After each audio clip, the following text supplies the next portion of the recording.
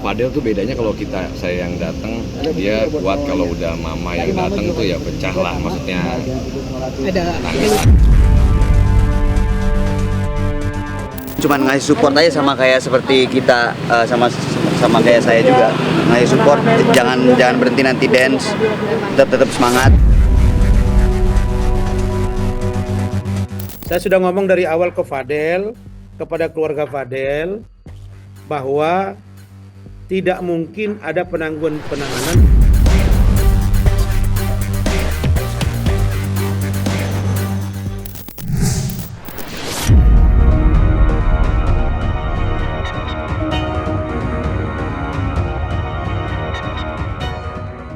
Nasib tak menyenangkan harus dialami Fadel Bacide. Di bulan Ramadan, kekasih Laura Mezani itu harus menghabiskan hari-harinya di rutan, usai masa penahanannya diperpanjang selama 30 hari ke depan. Alhasil, Ramadan pertama Fadel harus dilaluinya di balik jeruji besi.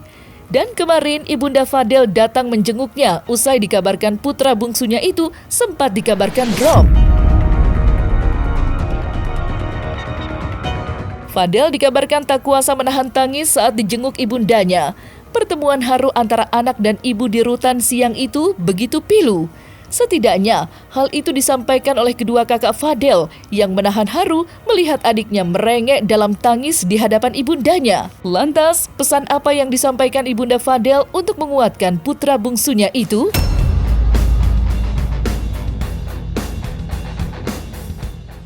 religius aja Fadel. Tapi sempat ada enggak ada permintaan. Itu jadi Cuma minta doa aja biar cepat selesai. Bisa jauh ya. kan Fadel karena Bungsu jadi ya lebih dekat lah. Ya memang karena dekat jadi ada makanan-makanan juga yang dia suka. Yang bikin kangen ya. Yang saya kangen sama dia pun kangen sama saya karena masakan mungkin atau apa di dalam. Padel tuh bedanya kalau saya yang datang dia kuat, kalau udah mama yang datang tuh ya pecah lah, maksudnya Ada tangisannya saya tadi dia kelihatan. nangis. Jadi lebih cengeng lah kalau ke ibu gitu. Wajar ya mungkin karena paling kecil. Kalau sama saya kan sosok kuat, pas sama mama sama kakaknya ya itu jadi tapi sih udah sih, dia yang penting sehat lah di sana. Kayak kalau dibilang memang harus diikhlasin aja sih, gitu aja. Ikhlas, sabar, dijalanin saja. Alhamdulillah lancar puasanya, sholatnya alhamdulillah nggak putus, puasanya juga nggak ada yang bolong, alhamdulillah. Gitu. Tadi bukaan aja sih, bawa apa yang kesenangan dia. Tadi bawa apa buat buka nanti dia, minuman yang dia suka, kayak apa mineral water gitu biasa. Tadi mama juga kasih pesen juga sama jangan putus sholatnya juga. Terus sehat-sehat, jaga kesehatan juga. Ikut sedih juga, ya semoga jalannya cepat selesai, cepat lancar. Mama sama papa ngajarin ikhlas. Papa, mama semuanya fokus ke Fadel gitu. Alhamdulillah masih disupport, masih mau datang ke sini.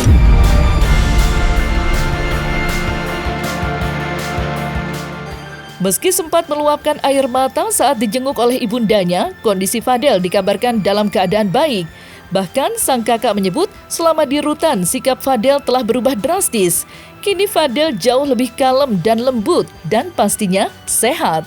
Kakak Fadel, Bintang, yang juga menjadi rekan duetnya, menyebut jika Fadel kerap berlatih dance di dalam rutan.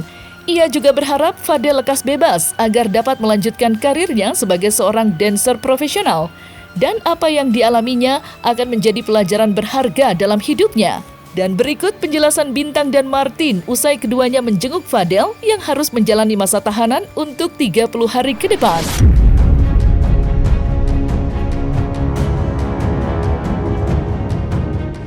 Obrolan cuma ngasih support aja sama kayak seperti kita, sama kayak saya juga ngasih support, jangan berhenti nanti dance, tetap semangat mau ngedance lagi, mau ngedance lagi, mau biar cepet keluar nih kapan nih.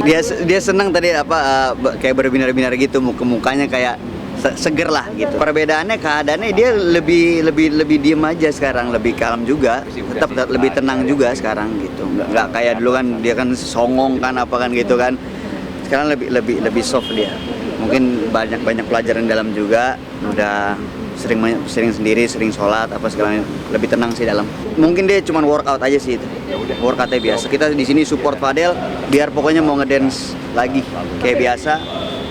Biar nyatu lagi. Emang keadaan itu berat kan, ikhlas. Tapi mau gimana, mama sama papa ajarin, yang penting ikhlas, lewatin semua bakal dilaluin lancar. Ya yang lebih bagusnya nih kan bulan penuh berkah ya. Saling memaafkan juga lebih bagus biar kedepannya nanti buat pembelajaran untuk semuanya, nggak cuma buat kita, nggak cuma buat pihak sana, buat semuanya. Fadel kan dari kecil memang punya prestasi ya, maksudnya di dance, hobinya dia, dan komunitas itu memang selalu kita selalu sharing, selalu datang bareng, selalu ada kompetisi, ajak atau berpartisipasi gitu. Ya alhamdulillah apresiasi dari mereka, support tinggi penuh kepada kita, wakil-wakil ya ketua-ketuanya lah, maksudnya petinggi-petingginya yang memang datang. Fadel juga senang tadi kan. Ya, itu paling ya ingetin lagi soal dance-nya, soal talentanya yang dia punya saat ini, yang memang di Indonesia tuh maksudnya ya beberapa negara udah dia bawalah kemenangan gitu.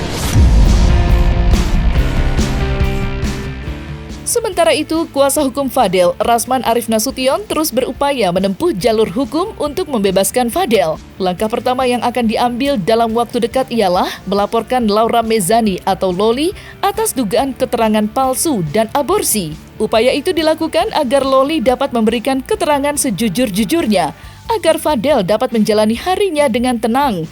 Mengingat penahanan Fadel tidak lepas dari BAP baru yang ditorehkan Loli, yang mengaku mengalami dugaan tindak kejahatan terhadap anak di bawah umur yang dilakukan oleh Fadel. Lantas, akankah Fadel dapat bebas dari sangkaan yang dilaporkan Nikita Mirzani selaku ibunda Loli? Saya sudah ngomong dari awal ke Fadel, kepada keluarga Fadel, bahwa tidak mungkin ada penangguhan penahanan terkait dengan kekerasan seksual anak di bawah umur. Yang ada, kita ingin secepatnya dilimpahkan agar ada proses persidangan, dan sidangnya pun tertutup untuk umum karena anak di bawah umur. Lalu kemudian pertanyaan berikutnya, apakah ada upaya hukum lain? Ada, pra peradilan, kemudian gelar perkara khusus, tapi sepertinya kita belum concern ke sana. Jadi kita sekarang menunggu. Kan 20 hari pertama sudah, sekarang 40 hari. Mudah-mudahan di rentang waktu ini akan segera selesai kasusnya dan atau Loli berubah pikiran. Karena akan kami ambil langkah hukum. Kira-kira begitu. Sedang dipertimbangkan efek negatif positifnya. Mereka tanya begini, Bang, kata Martin, kalau dia panggil Om, kalau dilaporin, ngaruh nggak kepada si Fadel? Ya saya bilang, sekarang yang dilaporin Fadel itu dua. Satu, kekerasan seksual anak di bawah umur. Yang kedua, aborsi, menyuruh dan atau mengetahui. 1 4 tahun, 1 15 tahun, akumulasi 19 tahun. Nah kalau ini dilaporkan si Lolinya, dia terancam 4 tahun. Nah kita mau tahu, apakah Loli ini merubah keterangan dari yang awal menjadi ada perbuatan kekerasan seksual dengan aborsi? Ya, tergantung kepada Lolinya sendiri. Nah, secara hukum memang nggak akan ngaruh kepada Fadel. Tapi kalau dia mengatakan keterangan itu ternyata dipaksakan, itu lain cerita. Bisa saja Loli bilang, itu semua saya disuruh, kan bisa. Kan BAP boleh dirubah. Di pengadilan aja bisa dirubah. Yang tidak boleh itu setelah disumpah, itu baru bahaya. Perbuatan aborsi dari Loli sesuai dengan pengakuan dia, Loli mengaku 10 kali berhubungan badan dengan Fadel. Loli mengaku hamil tanggal 9 Mei 2024. Dan dia video call dengan Fadel sambil makan obat untuk melakukan aborsi. Itu di BAP dia. Maka terkait dengan kekerasan seksual anak di bawah umur, itu memang ada tindak pidana 15 tahun maksimal. Tapi untuk aborsi, itu beresiko 4 tahun. Nah pertanyaannya, kalau Fadel dikenakan dengan kekerasan seksual dan menyuruh atau mengetahui melakukan aborsi, maka yang aborsi siapa? Kan gak mungkin Fadel yang aborsi, dia laki-laki. Yang aborsi kan si Loli. Nah, kita lihat secara undang-undang, Loli bisa dijerat melakukan aborsi meskipun dia anak di bawah umur. Ancaman hukumannya 4 tahun. Ini yang mau kami laporkan. Fadel, Martin, Bintang, sama Pak Umar udah koordinasi. Kemungkinan pulang dari Medan ini akan kami bertemu dan kita akan buat laporan. Kita coba Restorasi Justice mengajukan permohonan pertemuan dulu. Bisa nggak ketemu, di mana titiknya antara kalau bisa ya kita mohon kepada Fadel dan Lolinya ketemu gitu. Karena dua-duanya harus jelas. Karena sebenarnya ya ini bukan delik aduan. Kalau memang benar dia aborsi, secara nggak langsung dia pembunuhan. Yang membunuh dia loh, Loli loh yang bunuh. Ingat, Loli melakukan pembunuhan di bawah umur 13 tahun, anak membunuh 3 keluarganya, dia ditahan 20 tahun. Nah, Loli walaupun bukan anak-anak, walaupun belum dewasa, tapi dia bukan anak-anak lagi, dan itu dia melakukan hubungan intim dengan beberapa orang, indikasi ya. Nah, ini juga harus jelas gitu, jangan dizolimi juga Fadelnya sendiri gitu ya kan.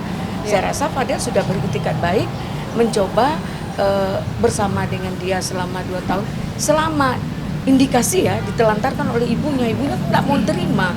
Nah, syukur dia tidak jadi PSK atau perempuan yang macam-macam, masih dalam kontrol Fadel.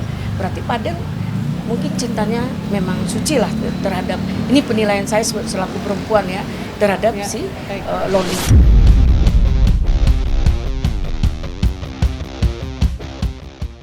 Nah, selesai sudah Cumi Lovers? Saksikan terus Cumi Camp In-Depth, kabar lengkap, mendalam, dan akurat dari narasumber terpercaya. Dan jangan lupa untuk like, subscribe, dan juga share channel YouTube Cumi Cumi.